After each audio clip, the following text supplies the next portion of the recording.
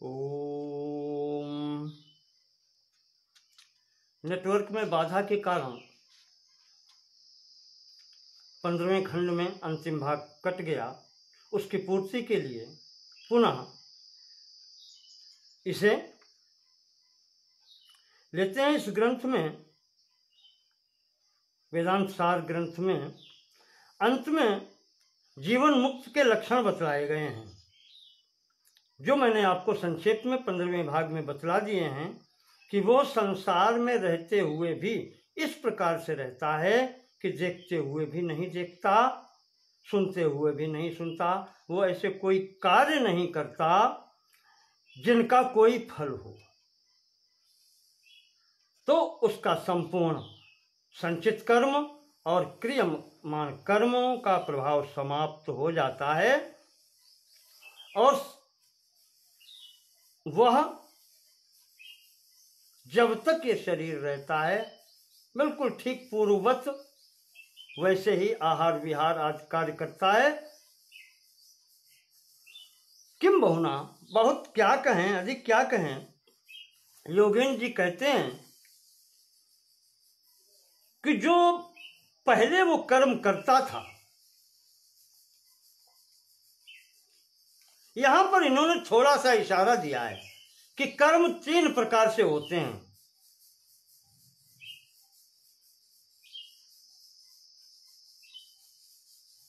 देह यात्रा मात्रार्थम इच्छा अनिच्छा अपरेच्छा, नहीं, इच्छा अनिच्छा और परेच्छा प्रापितानि, इन 3 प्रकार के कर्मों के द्वारा दुख प्राप्त होता है।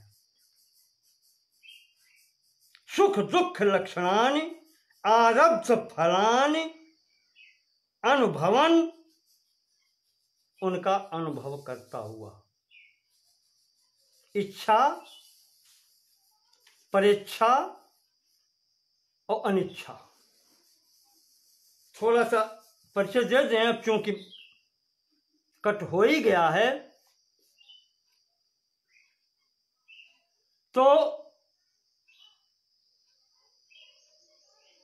बात करें इच्छित कर्म की। प्रारब्धवश होकर के ये भी कार्य होते हैं, पर जो भी कर्म हो रहे हैं 3 ही प्रकार से हैं, इच्छित अनिच्छित और परीक्षा से। इच्छित कर्म ये होता है, कभी कभी गलत कार्य भी होता है, हो जाता है। और इच्छित, विद्यानंद स्वामी जी ने लिखा है 7वें प्रकरण में,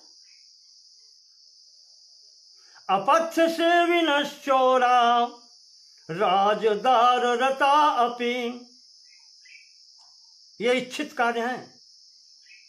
जानन्त एव स्वानर्थम इच्छन्ति आरब्ध कर्मतः, ये प्रारब्ध के वशी होकर के ये गलत कार्य होते हैं। आरब्ध कर्मता, जो पूर्व से कर्म फल प्राप्त हुए हैं उनके आधार पर होते हैं। अपथ्य सेविनः, अपथ्य सेवन, मैं जानता हूं अमुक वस्तु मुझे अनुकूल नहीं पड़ती, शरीर के अनुकूल नहीं है, और मैं वही ग्रहण करता हूं। डायबिटीज का मरीज जानता है कि चीनी, ये शक्कर वो है, वो अनुकूल नहीं पड़ती, पर उसे मिठाई अच्छी लगती है, मीठा खाता है। दूसरी, चोर जानता है पकड़े जाएंगे तो अपमानित होंगे, मार पड़ेगी और सजा मिलेगी, पर फिर भी करते हैं।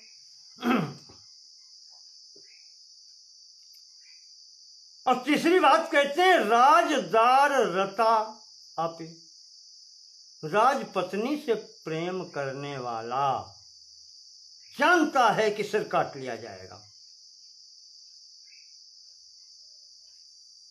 पर जानन्त एव स्वानर्थम, अपना अनर्थ ये सब जानते हैं, तीनों जानते हैं, पर इच्छन्ति आरब्ध कर्मिता, वो पूर्वकृत कर्म है जो वासना रूपी इसके ऊपर पर्दा डाले हैं, अज्ञान डाले हैं, बुद्धि को उसी तरफ प्रेरित कर देते हैं और वैसा कर्म कराते हैं। आरब्ध कर्मता इच्छन्ते, प्रारब्ध के अनुसार ये करते हैं और अनिष्ट करते हैं अपना। ये है प्रारब्ध।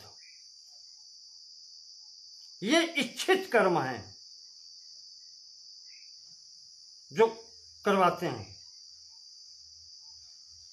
और यहीं पर उन्होंने कहा है कि जो प्रारब्ध से उसे कोई रोक नहीं सकता। प्रारब्ध से होने वाले कर्मों को किसी की भी क्षमता नहीं है जो रोक ले, वो तो होना ही होना है।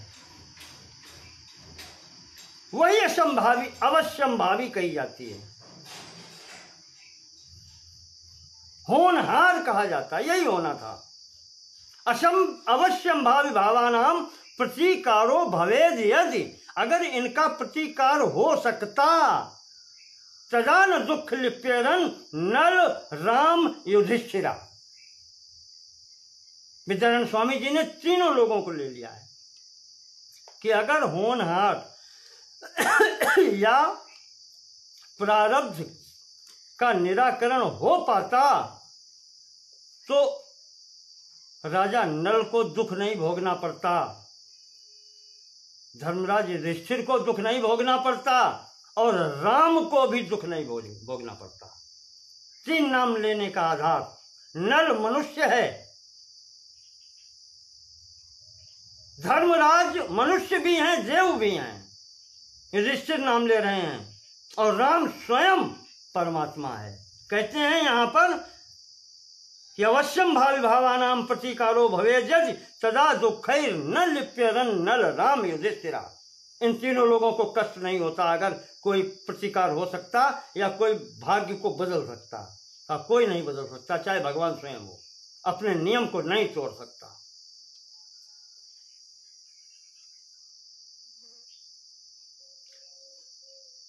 अब लोग कहेंगे कि भगवान तो हैं कर्तुम अकर्तुम अन्यथा कर्तुम, फिर नहीं बदल सकते। राम क्यों बन बन रोए? सीता के हरण का कष्ट उठाया, रोते फिरे। पंचदशीकार कहते हैं, विद्यानंद स्वामी जी कहते हैं, इसमें ईश्वर की ईश्वरता में कोई कलंक नहीं लगता।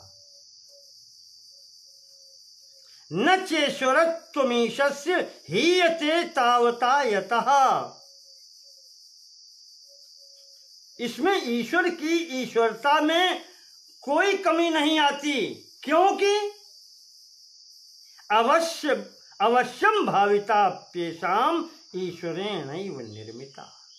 ये अवश्यम भाविता जो है, ये होनहार जो है, ये उसी ने तो बनाई है। अगर वो ही अपने बनाए कानून को भंग करेगा तो ईश्वर की ईश्वरता कैसी? इसलिए वो अपने बनाए नियम को भंग नहीं करता। जब वो भंग नहीं करता तो किसी की क्षमता नहीं है जो इसमें हाथ लगा सके। प्रारब्धवश प्राप्त हुए कर्मों में भोगने ही पड़ेंगे। उसके बाद में आता है अनिच्छित कैसे होते हैं, इच्छा से और अनिच्छा। अनिच्छा में भी विद्यानंद स्वामी जी याद दिलाते हैं कि गीता, भगवत गीता में अर्जुन ने प्रश्न किया है भगवान कृष्ण से कि अथ केन प्रयुक्तोऽयं पापम चरति पुरुषः। अर्जुन का सीधा प्रश्न है कि भगवान फिर ये मनुष्य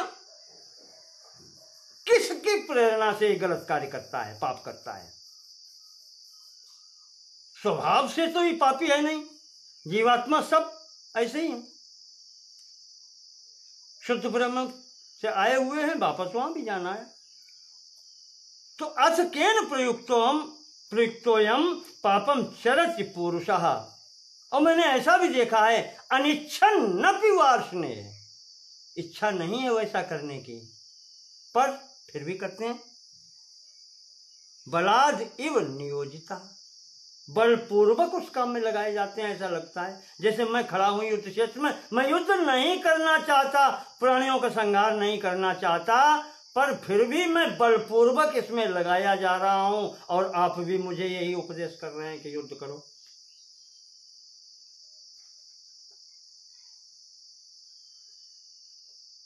भगवान उत्तर देते हैं, काम एष क्रोध एष रजोगुण समुद्भवा। कहा अर्जुन, इस प्रपंच में काम और क्रोध रजोगुण से उत्पन्न हुई ये वृत्तियां हैं। महाशनो महापापमा, महाशनो बहुत खाने वाले, इनकी तृप्ति कभी नहीं होती। महापापमा बहुत बड़े पापी, कहना चाहिए पाप कराने वाले। काम और क्रोध ही बड़े से बड़ा पाप कराते हैं। विध्येनम, इन दोनों को तुम समझो, यह वैरिनम, यही दोनों शत्रु है। और इसी को बढ़ा करके अंत में 18वें अध्याय में भी कहा है कि और भी है कि स्वभाव जैन कौन्तेय निबद्धा स्वयं कर्मणा, प्रारब्ध से बंधे हुए हो। और स्वभावज गुण है तुम्हारा, क्षत्रिय कुल में उत्पन्न हुए हो। कर तुमने छसियन मोहात, जो तुम मोहवश होकर के नहीं करना चाहते, करिष्यसि अवशोपि तत्व, और वो तुम करोगे, अवश्य होकर के करोगे, करना पड़ेगा तुमको। ये पूर्वकृत कर्मों का फल है, ये भोगना ही पड़ेगा। अनिच्छन्नपि, इच्छा न होते हुए भी करना पड़ेगा। ये अनिच्छा पूर्वक कर्म होता है। और तीसरा गुण बताया पर इच्छित, परेच्छा। परेच्छा ऐसा है कि मेरी कोई इच्छा भी नहीं है, किसी दूसरे को प्रभावित करने के लिए जो हम कर्म करते हैं।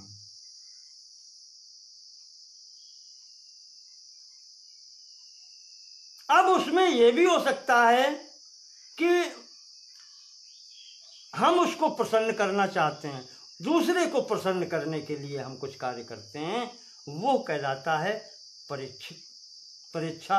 या दूसरा कहता है कि मेरे लिए ऐसा कार्य करो, उसको प्रसन्न करने के लिए इस प्रकार से, स्वेच्छा से या उसके कहने पर।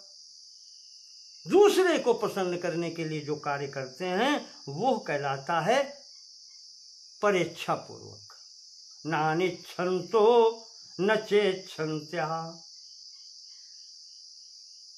उसमें अनिच्छा भी नहीं और इच्छा भी नहीं।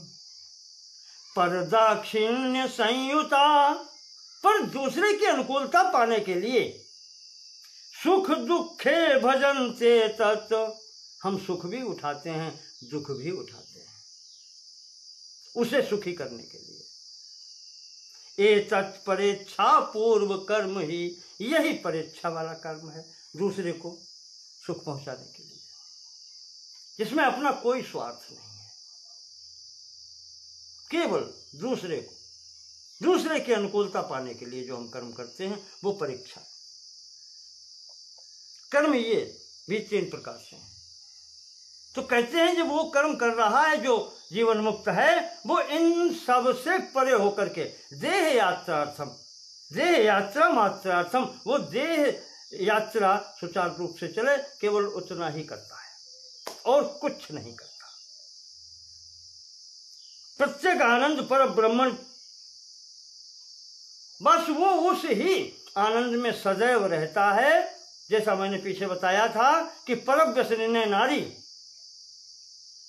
व्यग्रे गृह कर्मणि, जैसे वो पर पुरुष में आसक्त नारी अपने घर के सब कार्य करती है, पर उसका चित्त उस परपुरुष में रहता है। उसी प्रकार से ये व्यक्ति यहाँ पर समस्त कार्य करते हुए संसारिक और सब उसी प्रकार से आहार विहार करते हुए उसका चित्त सदाकार होकर के उसमें ही निरंतर लगा रहता है, परब्रह्म परमात्मा में और शुद्ध चैतन्य में लगा रहता है, और उसको कोई भी यहाँ पर प्रभावित नहीं करता। तद अवसाने जब ये शरीर छूटता है, प्रत्येक आनंद पर ब्रह्मण प्राणे लीने सत्य अज्ञान तत्काल संस्काराणामपि विनाशात्। जब प्राण लीन हो जाते हैं, इस शरीर का अवसान हो जाता है, उन कर्मों का भी उसके साथ में अवसान हो जाता है, तब तत्काल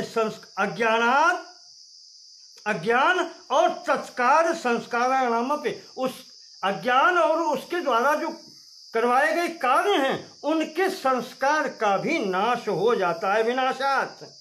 परम कैवल्यम, उस परम कैवल्य अवस्था को आनंद एक रस सम एक रस उस शुद्ध चैतन्य के प्राप्ति रूपी एक रस आनंद स्वरूप में अखिल भेद प्रतिभास रहित, जिसके अंदर संपूर्ण कोई भेद ही नहीं है, आभास मात्र भी नहीं है, अखंड ब्रह्मावतिष्ठ, ऐसे अखंड ब्रह्म में उसकी स्थिति हो जाती है। ये योगिन जी बता रहे हैं। और जब ये स्थिति हो जाती है तब न तस्य प्राणा उत्क्रामंती, तब उसके प्राणों के लिए फिर उत्क्रमण रह ही नहीं जाता। उत्क्रमण उसके लिए रह जाता है। उत्क्रमण क्या होता है? शरीर से निकलना, बाहर जाना। और जब वो उसी अखंड अद्वैत ब्रह्म में स्थित हो गया है तो कहाँ जाना कहाँ आना, कहा उसो कहाँ जहाँ प्रभु नाही, फिर जाना आना कहाँ है? वो वहीं उस अखंड एक रस ब्रह्म में लीन हो जाता है। चैतन्य फूटा घट जल जल ही समाना, घट फूट गया, शरीर रूपी घट फूटा और जल जल ही समाना। शुद्ध चैतन्य में चैतन्य समाहित हो गया। न तस्य प्राणा उत्क्रामन्ति, फिर उसके प्राणों को कहीं जाना आना नहीं रह जाता। अत्रैव सम विलीयन्ते, यहीं पर वो विलीन हो जाते हैं। विमुक्तस्य विमुच्यते इत्यादि श्रुते, ये श्रुति भी कहती है कि जब शरीर छूटता है तब वो मुक्त हो जाता है। वो यहीं अत्रैव विलीयन्ते, यहीं पर वो विलीन हो जाता है उस सच्चिदानंद स्वरूप में। जाना तो तब हो जब वो अन्य कहीं हो, वो सर्वत्र व्यापक है, सब वही तो है, तो ये सब उसी में विलीन हो जाता है।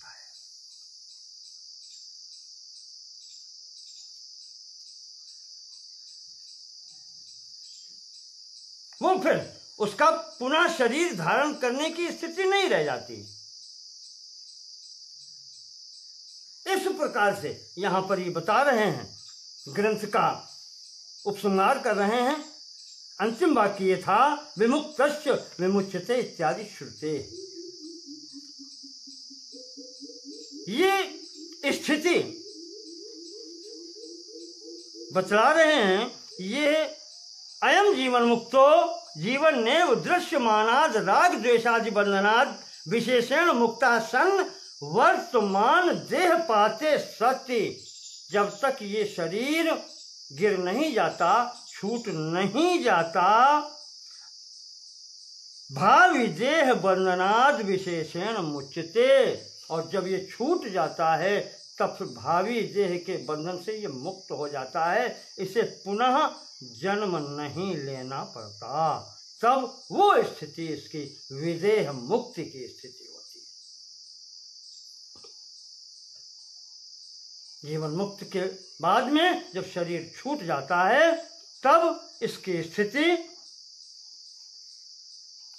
विदेह मुक्त की हो जाती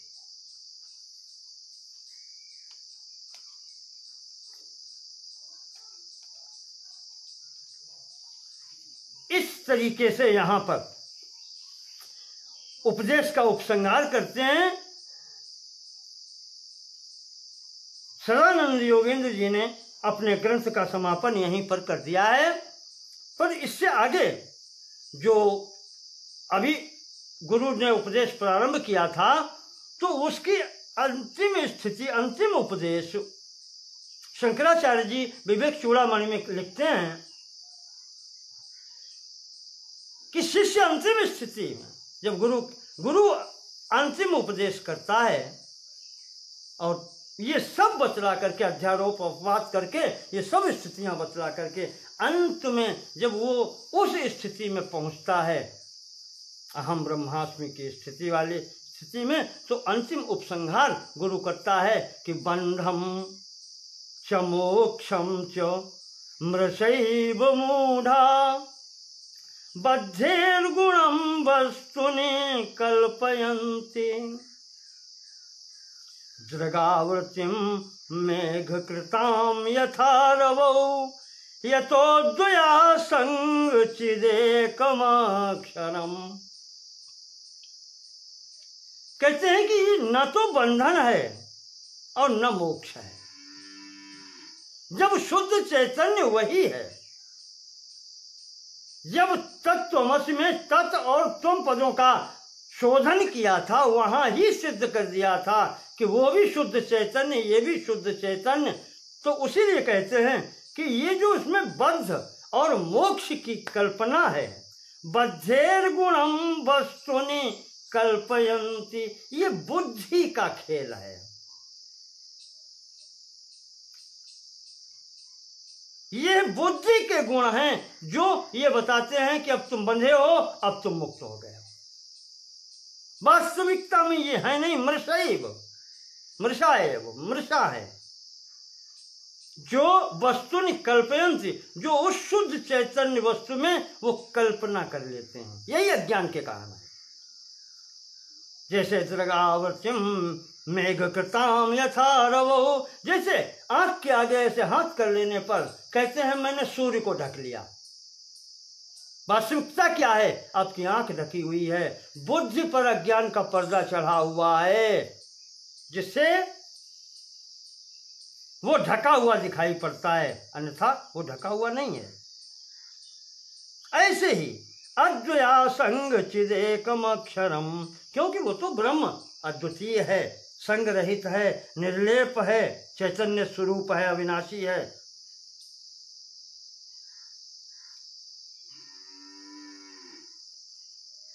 यहां पर जो भी विलास है ये सब बुद्धि विलास है। अस्ति प्रत्ययो यस्य, जो अस्ति का भाव है ये बुद्धि के कारण है। यश्च नास्ति वस्तुनि, और जो ये भाव है कि ऐसा नहीं है, ये भी बुद्धि का गुण है।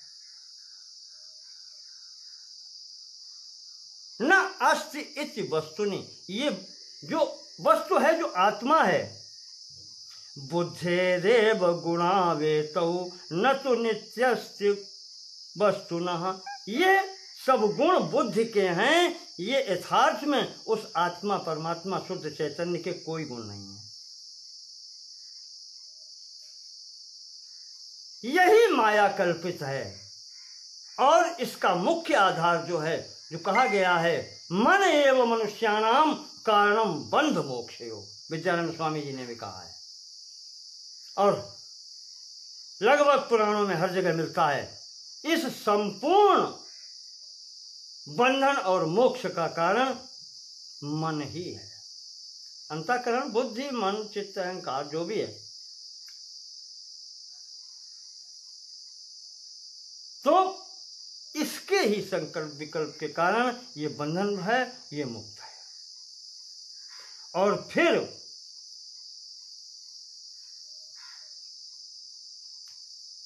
गौड़पाद जी का सूत्र जो उन्होंने मांडुक्य कारिका में लिखा है, दादा गुरु आदि शंकराचार्य जी के उसी सिद्धांत को सामने रखते हैं भगवान शंकराचार्य, और कहते हैं कि न निरोधो न च उत्पत्ति न बद्धो न च साधकः। कहा वो जो शुद्ध बुद्ध चैतन्य है वो उसकी न निरोधो, न तो उसका नाश है, न च उत्पत्ति, न उसकी उत्पत्ति है, न बद्धो, न उसका कोई बंधन है, न साधक, न कोई साधक है, न मुमुक्षु। अरे उसमें मुमुक्ष की कल्पना क्या है, वो तो मुक्त है। न वही मुक्त, न वो मुक्त है, बंधन में भी नहीं है, मुक्त भी नहीं है, वो तो स्वतंत्र है। इत्येषा परमार्थता, यही तो परमार्थ का भाव है। सर्वतंत्र स्वतंत्र है।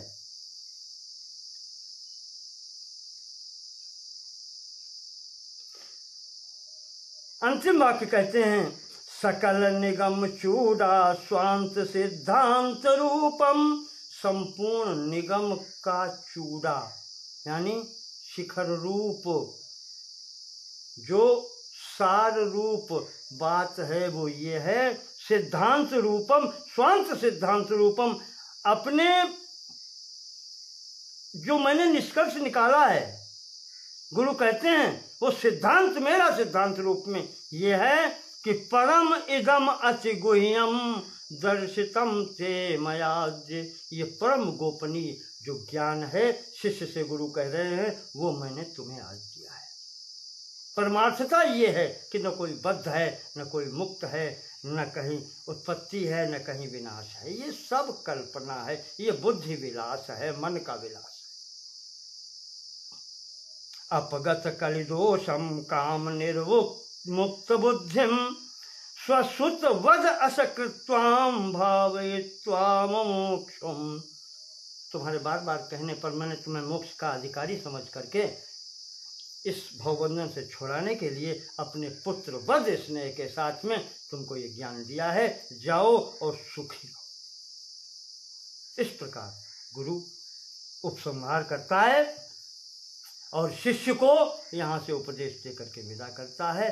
वो गुरु भी अपने इच्छित स्थान को जाता है और शिष्य भी कृतार्थ होकर के गुरु को प्रणाम करके यहाँ से मुक्त होता है। इस प्रकार से ये वेदांत दर्शन के रूप में आपके सामने हमने वेदांत सार की जो पुस्तक थी उसका यथामति प्रत्येक शब्द के अनुसार चलते हुए बताने का प्रयास किया है। इसमें जो भी त्रुटियां हों वो सब मेरी हैं, मेरी बुद्धि का प्रभाव है। जितना मेरी बुद्धि है उतना मैंने आपके समक्ष रखा है। जो अच्छा है वो इन समस्त महापुरुषों का है, आपकी अनुकंपा है, आपकी कृपा है जो आपने मुझे इस योग्य समझा और सुना। बहुत बहुत धन्यवाद। इस प्रकार से यहाँ पर इस सदानंद योगेंद्र जी के वेदांत सार ग्रंथ की समाप्ति होती है। ये ग्रंथ यहाँ पर पूर्ण होता है। धन्यवाद। नमो नमः।